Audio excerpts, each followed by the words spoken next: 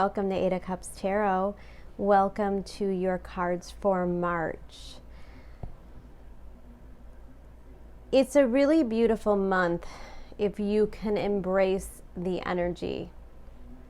And I'm looking at these cards, and I'm looking at your astrology this month, and I'm looking at this massive emphasis on your 12th house. And this is kind of the underlying tone of Aries, right? So let's talk about what's going on astrologically. March is kind of just a preparation for your season. I think I say this every year, and it's especially profound for Aries because Aries season, your solar return, is kind of the reset. So Pisces season, your 12th house, is kind of this beautiful quiet place. Now, the thing about this energy is that there's not a lot of answers, right? I mean, 12th house stuff is where you are kind of forced by the universe to surrender, to let yourself be soft. And if there's any kind of struggle this month, it's probably, and I know it's going to be hard to believe, it's probably easily solved in the letting go. If you could train yourself to not resist, to release expectations, if you could allow yourself to be more open in a spiritual way, it will pay the benefits back in the form of clarity, for sure. Clarity on your direction, clarity with your decisions. But if you're trying to maintain status quo, if you're trying to keep things together, if you're resisting any sorts of change, if you're resisting the expression of self, Mars North Node in the 3rd house, there's an emphasis on being able to communicate this month. And if you can let go of all the predetermined conditions, you could really make a lot of progress. Now, we've got a full moon starting off March in Virgo. I love this. Virgo, your 6th house. There's an element of cleaning things up. There could be a lot of cycles for you, Aries, that are kind of coming to a close. Now, it doesn't have to be major cycles. It's probably just everyday stuff. Like maybe you're, just ending. It's a great time for breaking bad habits, to be honest with you. It's a wonderful time to quit smoking, get your diet in order. It's a great time of year to, get the physical, do the checkup thing, maintain your health. But there's a completion, and there's a cleaning out, and there's a making space in this process. This leads up to the new moon in your 12th house, which is conjunct Neptune. This is a super beautiful moon. But I do have to tell you, there could be an emphasis of dreaminess, of, even other people, putting yourself in a place of thinking a lot more of other people or having high expectations of something. Neptune can come in and really dissolve our inhibitions in a way. If you are somebody who isn't typically like love at first sight, suddenly you could meet somebody who represents everything, and it could feel very dreamy, and yet it isn't quite clear. Our stories aren't clear right now. Like I said, you cannot force yourself to find clarity this month. You have to allow the universe to give it to you in its time. Now, the good thing about this month is the way that the universe can communicate with you. So, Aries, if you are feeling extra sleepy, if you are feeling like you need 10, 12 hours of sleep a day, do not deny that of yourself. When we go through these 12th house transits, we tend to have a lot of really profound dreams. We tend to do a lot of the mental work in our dream space. Now, if you are somebody that practices meditation in any form, if you are somebody who is very spiritual, this is going to be a really beautiful time for you. The veil is very thin, as always, in Pisces season. We're getting a lot of messages from the other side, a lot of communication. A lot of our intuition is kind of lit up. It's very easy to get signs from the universe. Pay attention to the clock, look at your numerology, stuff like that. Can really help guide you. And I know it's a far cry from being able to control an outcome or having guarantees, but that's where the magic lays this month. Now we're still dealing with this square with your 11th house, second house. So there's still this theme of what you truly want and desire, your wishes, hopes, goals, your hopes for expansion in any way. It can be very mixed with very practical stuff, right? So there's tension like, oh, well, I have always wanted to do this certain career thing. And yet there's that other part of you that's like, well, that's just silly. I would never have enough time to go to school for that. I would never have enough money. I would never be able to move across country to do that, whatever it is. The thing is, we're starting to see the tension between the things that we have, second house, what we own, and what we truly want. And there's a reset. Now, I've been telling a lot of the signs a lot this month and last month that when we go through periods of ascension and periods of growth, and the entire collective has been going through this. This is not really specified for one certain group. Like the whole entire collective has gone through these profound changes. When we go through things like this, our vibration changes. We learn things. We gain wisdom. We learn to let go. Our priorities change. The things and the people that we attract change. And so it always makes sense that after these really profound times, there's a period of readjustment. And that's why this Saturn-Uranus square couldn't have better timing. The Saturn-Uranus square is going to clear out that old stuff and bring in the new. There's 3 of them this year, so we're not so much dealing with that frantic energy like we did in February. It's going to be very calm for a few months. Then we're going to get the second square in June and the third one in December. So we're not done yet for the year. We're not done with the upheaval, but we do have a nice soft break in the energy.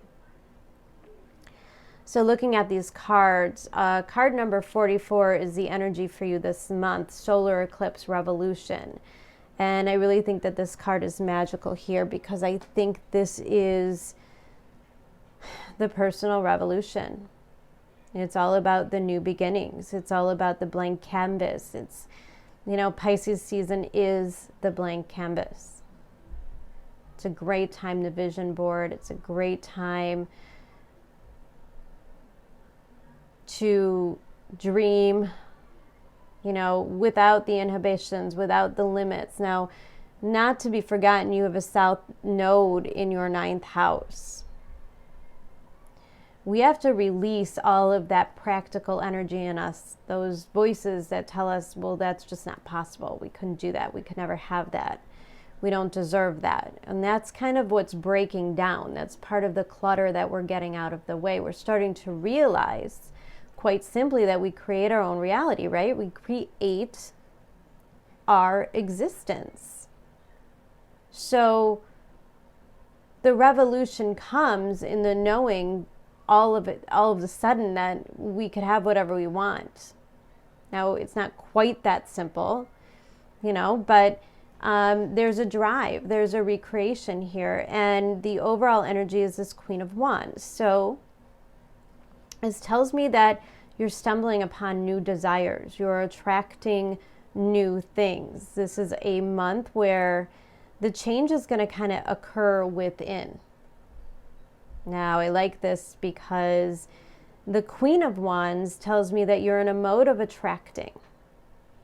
Now, when you're in this mode, you can meet some pretty interesting people. There could be some pretty interesting opportunities that come your way. Things requiring a lot from you. When we're recreating ourselves and recreating our lives, the Queen of Wands is kind of the exact attitude that we want to have. She's fearless. She is confident. She knows how to get what she wants. She could plow through any obstacle simply because she wants it bad enough. And the downside of the Queen of Wands is when you are so determined and so focused on certain things, you can miss kind of the more nuanced opportunities, right? Pisces season is definitely going to show that to you. It's going to show you kind of the softer side. It's going to show you the things that come from the quieter places. Now, the first 3 cards out is the 10 of Coins, the 7 of Wands, and the Page of Coins. To me, this talks about the fear of having to start over. There's probably a lot of Aries that feel as though they've worked really hard. They've been doing this thing for a long time. They've invested a lot of time, money, love, whatever your 10 of Pentacles is. And there's kind of a feeling of, if I do what I truly want, what my heart desires, I'll have to start from the beginning. Now, the 7 of Swords is also a very kind of defensive energy. Fending off. You could feel like you're fending off other people's opinions. Wands can definitely represent like jealousy or envy or kind of negative stuff being aimed at you. And it might feel like you are kind of being threatened at your core, you know, your stability, your beliefs. What you don't realize is the things that are happening, anything that you're losing, is really your ultimate benefit. It's what invites you to this new Page of Coins. I love this Page of Coins because it's kind of like getting over the 7 of Wands. Now, for a lot of you, I feel like you're starting a new career path. There's an element of going back to school here when we see the Page of Coins. And there feels as though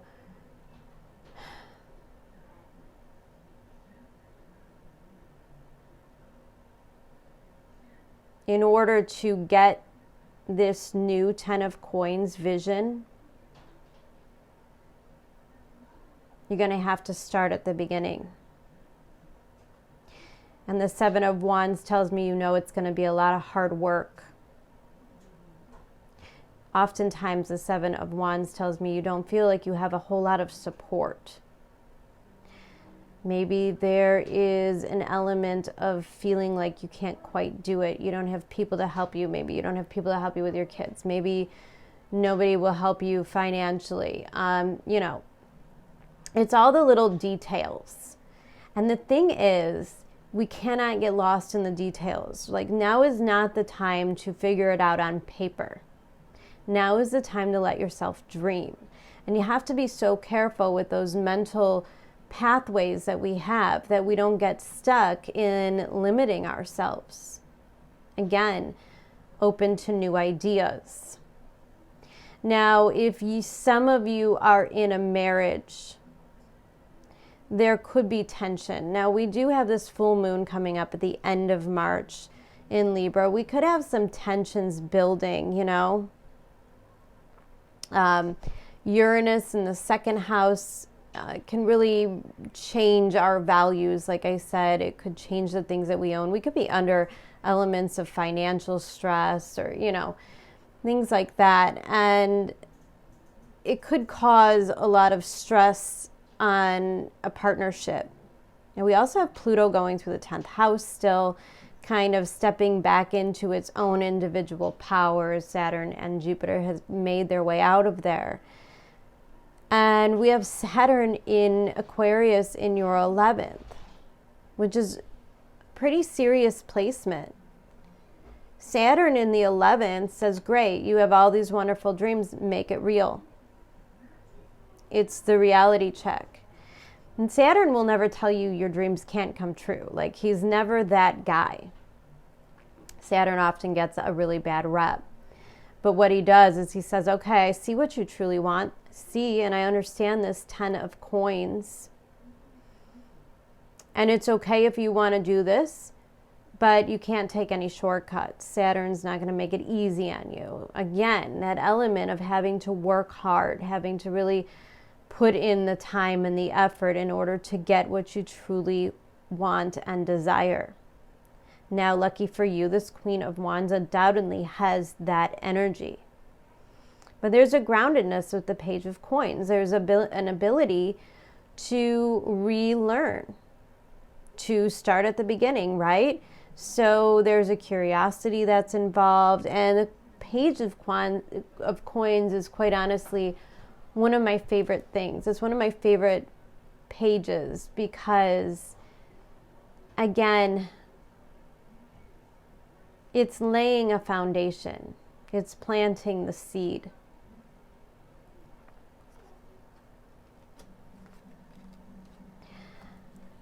What I don't like is underneath this 10 of coins, we have this 2 of swords. Now this woman is clearly blindfolded and defending herself. Now I get very defensive feelings with both the 2 of swords and the 7 of wands. Defending yourself, defending your dream. You might have people, a partner in your life that seems really unsupportive.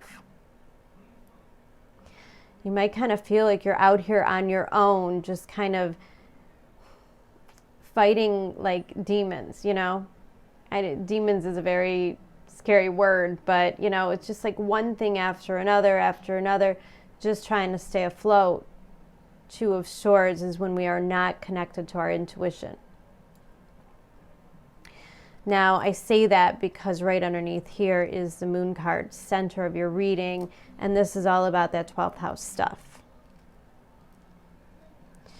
So, Aries, there's this thing that you desire, and yet you're not taking the time to listen to the instructions the universe is giving you intuitively. It's probably not the best time to expect a lot from other people. This is not a time to run your ideas by others or hope for any kind of collaboration. It's really not a good time to assume that everyone's going to see your vision and understand it and want to help you get there. Maybe you have a partner, maybe you're feeling like you don't want to be in a relationship anymore. And yet you're just kind of trying to endure. And when I see this moon card, it means that secrets are coming to the surface. The end of a tough cycle approaches, full moon in Capricorn. Capricorn being your 10th house, where Pluto currently resides. 10th house represents who we are. It's how other people see us. It's our destiny. It's our role in this world. So a lot of times, I know we put partnerships in the 7th house, but I also look at that in the 10th house as well. Sometimes we can go through a pretty crazy 10th house transit and we could get married or get divorced. Could end important relationships. We can end important career associations. We can leave one big job for another. Pluto has the energy of transformation, and Pluto makes his appearance down here at the end of your reading as well. So we have this energy of change occurring within, and I feel like with this moon card, the things are bubbling to the surface. If you have been dimming your light, if you have been keeping the things to yourself, trying not to say what you actually feel, it's probably not going to work well all of March. Now, this Page of Coins with the Emperor underneath, Emperor is your energy. And there's a strengthening with this Emperor. Again, you have to resist controlling the situation. And right next to this Emperor is this card here of the Crumbling. What are you clinging to? There's undoubtedly doors that are trying to open for you. And yet there is a fear of actually taking the risk. I feel as though there might be an ending that you are truly wanting and desiring. There's like a need for freedom. Especially with this Crumbling card, I feel as though you may feel throughout March that you're kind of stuck in this dark place. And sometimes these 12th house transits can feel like that. It's kind of the dark night of the soul, they call it. It could just feel, you know, like a lower vibration if you're not careful. If you're not tapping into that spiritual side of Aries, then you could get the shadow side. And the shadow side of this is the need to control. And sometimes we do that through manipulating others, through lying, through not expressing ourselves clearly. And you've got Mars in the 3rd, so it's going to be really hard to not say the things that you feel. You know, you have to be careful because this is definitely a month where things can kind of come out. You know, especially if you are in a place of feeling angry or feeling burdened or feeling like you are on your own. This Queen of Wands energy can be very, very fiery. Solar eclipse, revolution, very fiery. And we have all of this light in your disposition.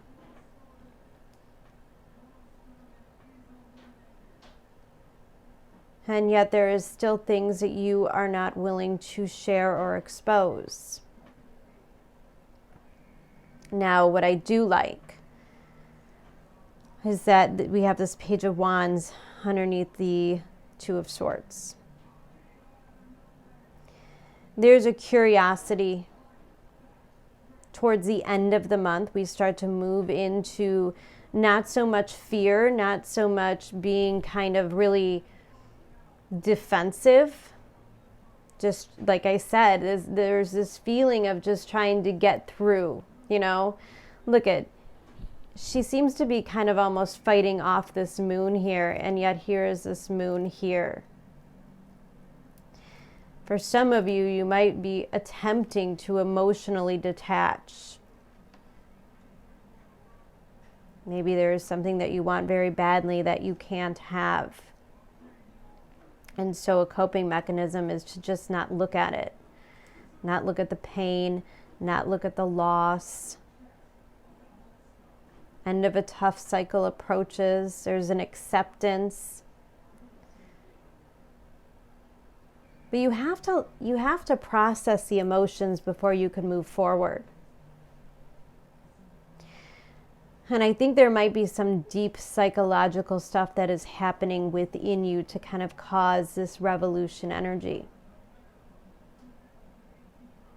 In a lot of ways, you may have spent some time kind of beating yourself up. Maybe there's an element of you that feels like you've made bad decisions, you've made mistakes, there might be secrets. But yet I feel like intuitively is what you truly desire. Now, would life be easier if you could just stay here in this 10 of coins and nothing changed? Sure. But I don't think you're happy here.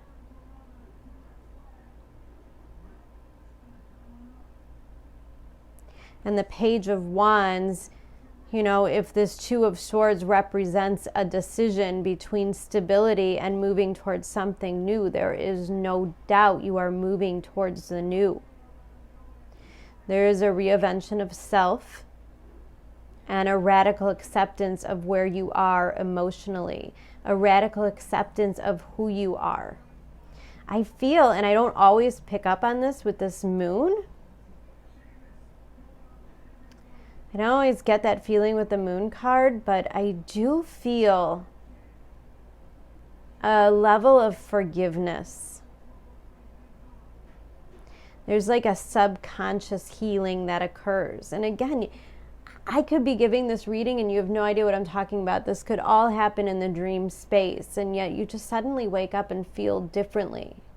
Feel differently about the way that you want to live your life. You feel differently about the things that you should or shouldn't say, or the way that you should express yourself. This moon has this Knight of Coins in reverse. Here's the thing, Aries. This 10 of Coins, there's not a lot of love around it. And that's the truth. That's the clarity. Wherever you are in this 10 of Coins isn't where you truly want to be.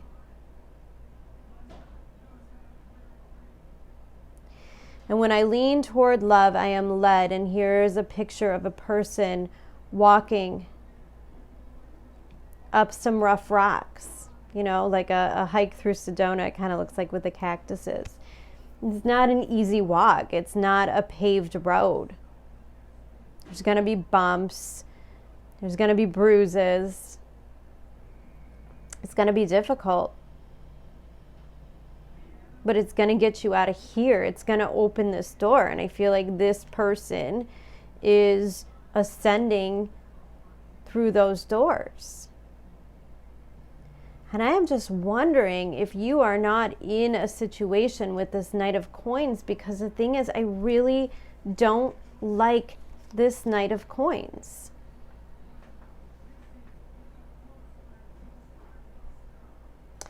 Knight of Coins energy moves very, very slow.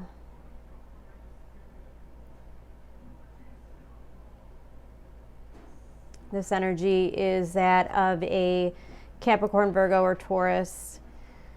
When he's in reverse, it's almost on purpose. A Knight of Coins in the upright is somebody who wants to invest, and you could trust them, right? They're very trustworthy. But a Knight of Coins in reverse tells me that somebody's promising you a lot of stuff, but not really delivering, you know? Like the person that you date that says, oh, one day we're going to do this. Oh, we're going to have 12 kids. Oh, we're going to do, you know, like whatever you dream of. And yet they never actually take any of the steps that would ever make you feel as if you're getting there, you know? And even with the 7 of Wands, there could be a lack of communication. There could be somebody blocking communication. You know, if you're not feeling defensive towards this Knight of Coins, if somebody is manipulating you financially, do not be afraid to walk away. Do not be afraid to call anybody's bluff. We have the Emperor here with the Death card. Like, you're going to be fine. You know, if you're with a partner who's saying things to you like, oh yeah, you want a divorce? Well, you're never going to make it without me. You're never going to have enough money. You're never going to be good enough. If you are in some kind of a job or a position and you feel as if you could never be good enough to have another job, then you're manipulating yourself and you're limiting yourself. But whether this is a person or a part of your conscience, it's ending. Death card, right next to it. This energy is being transformed. And right next to that is Frog Spirit, clear out the clutter. How I love this frog because he's kind of holding this crystal ball. And I also love, whenever I think of frogs, I think about kind of the ground they can cover in one big leap. And because we have the energy of a solar eclipse revolution, it feels as if whatever you are letting go and sacrificing, and the trick for everybody, every sign, is something must be sacrificed, right? Like Lent is no joke. It's just the Catholic version of what you're supposed to do in Pisces season. You sacrifice and then you are rewarded, right?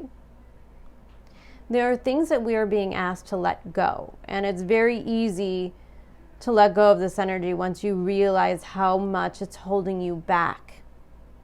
And there's a clear indication that once you let this go, the self-doubt any thought that you are not capable, any thought that, you know, you cannot do something on your own or make any new changes, that's ridiculous. And there is no doubt with all of these cards that changes are coming.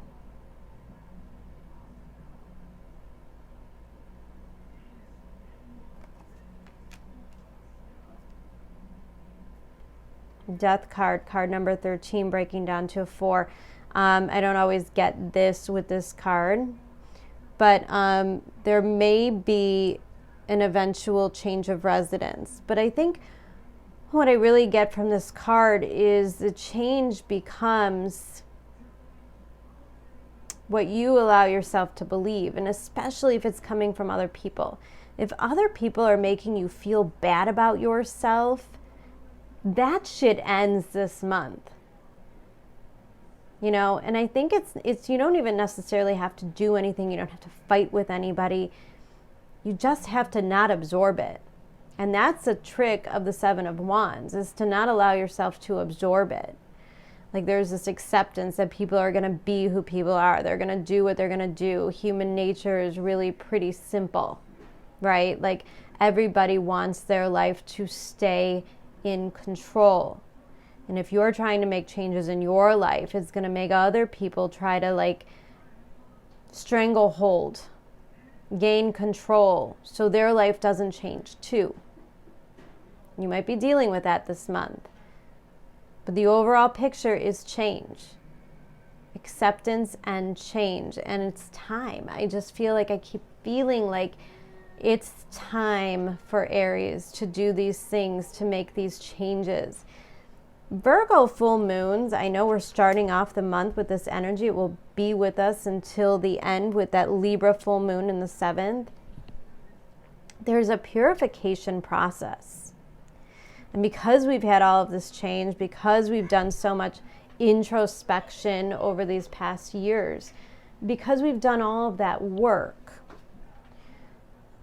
the last final things that is probably deep-seated within all of us, the self-sacrifice, you know, the self-sabotaging behavior, the selling yourself short, the not believing in yourself, it goes away. It's such an easy time to break those habits and to kind of clean up your life. And when you do that, all of the pathways open. Now, Aries, I do have to tell you, you are coming out very attractive this month, and you do feel as if there is a lot of strength coming in you because of these changes subconsciously. So please do me a favor and know that no matter how rough the roads get, now I'm not saying you're going to have a terrible month. I don't see that. But you want to just make sure that you understand, when I see this full moon in Capricorn, the end of a tough cycle approaches. Capricorns climb mountains. They could find stability in the least stable of places. And so if you are exercising any sort of fear of change, you don't have to. It is a choice, 2 of Swords, and you just don't have to. You could just choose to believe in yourself and choose that the universe is going to support you. Anything that's crumbling out of your life is for the better, and you should allow. You're on much more solid ground than you think, Aries. All right, guys, I'm going to leave it at that. It looks like it's going to be an exciting month. I do appreciate you guys so much. I will be back with your April readings very soon. Take care. Love you. Bye.